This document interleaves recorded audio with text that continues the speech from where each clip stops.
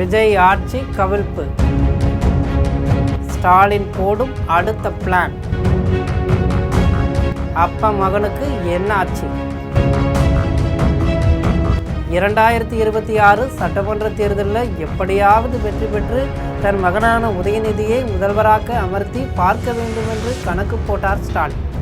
அந்த கணக்கில் மண் விழுந்தது தான் மிச்சம். அதுவும் இப்போது கட்சி துவக்கிய சின்ன பையனிடம் தோற்றது இல்லாமல் தானும் தோற்று மூளையில் முடங்க வேண்டிய நிலைக்கு தள்ளிவிட்டாரே விஜய். அந்த ஆதங்கத்தில் தான் அப்பனும் மகனும் விஜய் ஆட்சியின் சில தினங்களில் மாதங்களில் கவிழும் என்று அங்கலாய்த்து வருகிறார். விஜய் ஆட்சி கவிழ்க்க ஸ்டாலினும் மகனும் எடுத்த நடவடிக்கை எல்லாம் தோற்று போனதை தவிர வேற ஒன்றும் இல்லை.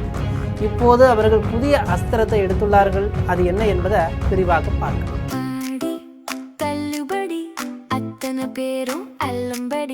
6 முதல் 60% வரை ஆடி தள்ளுபடியுடன் சூப்பர் சரவணா ஸ்டோர்ஸ், சென்னை, மதுரை, கோவை.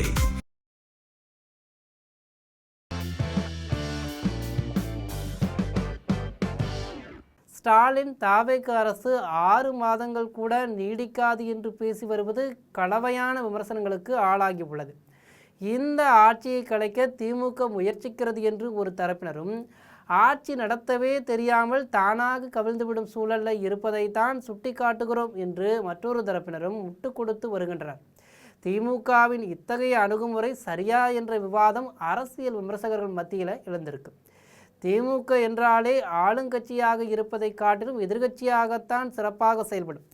1977 முதல் 1987 வரை எதிர்கட்சி அந்தஸ்தில் திமுக இருந்தபோது கருணாநிதி தான் தினசரி தலைப்புச் செய்தியாக இருப்பார்.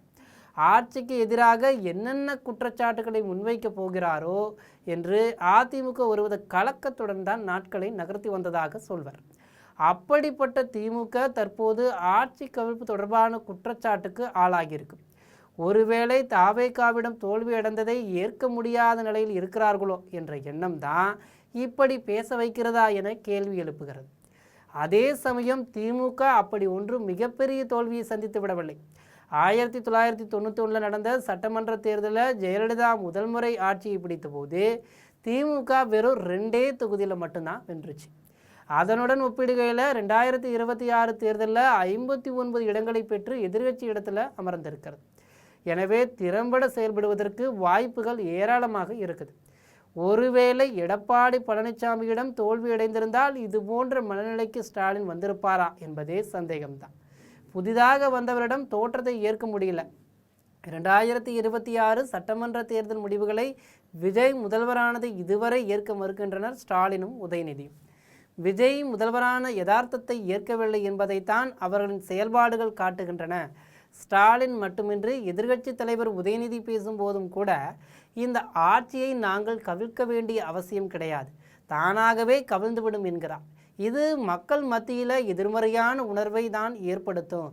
அகாலி தளத்திற்கு பின்னர் உயிர்ப்புடன் இருக்கும் ஒரே மாநில கட்சி திமுக மட்டும்தான் அந்த அளவிற்கு செல்வாக்கு குறையாமல் இருக்கு.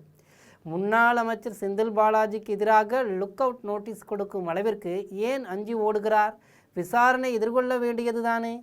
இந்த இடத்துல தான் ஆட்சி கவிழ்ப்பு சதியில் ஈடுபடுகிறார்களோ என்ற கேள்வி சந்தேகம் வளர்க்கிறது.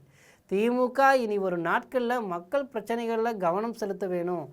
அதை விட்டுட்டு அரசியல் ரீதியாக ஆட்சி கவிழ்ந்துவிடும் என்று சொல்வதெல்லாம் மக்கள் மத்தியில் எடுபடாது. இந்த விஷயத்தை புரிந்து கொண்டு தங்களது அணுகுமுறையை திமுக திருத்தி கொள்ள வேணும். இல்லை என்றால் கருணாநிதி எப்படி எம்ஜிஆருக்கு எதிராக அரசியல் செய்ய முடியாமல் அவர் உயிருடன் இருக்கும் வரை அவரால் முதல்வராக முடியவில்லையோ அதுபோல ஸ்டாலினுக்கும் ஏற்படலாம். அதன் பின் தன் மகனை முதல்வராக முடியாமல் போகலாம். இப்போது அண்ணாமலை வேறு அரசியலுக்கு வந்துவிட்டார். அதனால் இன்று அதிமுக என்ன நிலையில் இருக்கிறதோ அதே போல எதிர்காலத்தில் திமுகவுக்கு ஏற்படலாம். இது போன்ற விறுவிறுப்பான செய்திகளை உடனுக்குடன் தெரிந்து கொள்ள ஜெம் தொலைக்காட்சியுடன் எப்போதும் இணைப்பில் இருங்கள். நன்றி, வணக்கம்.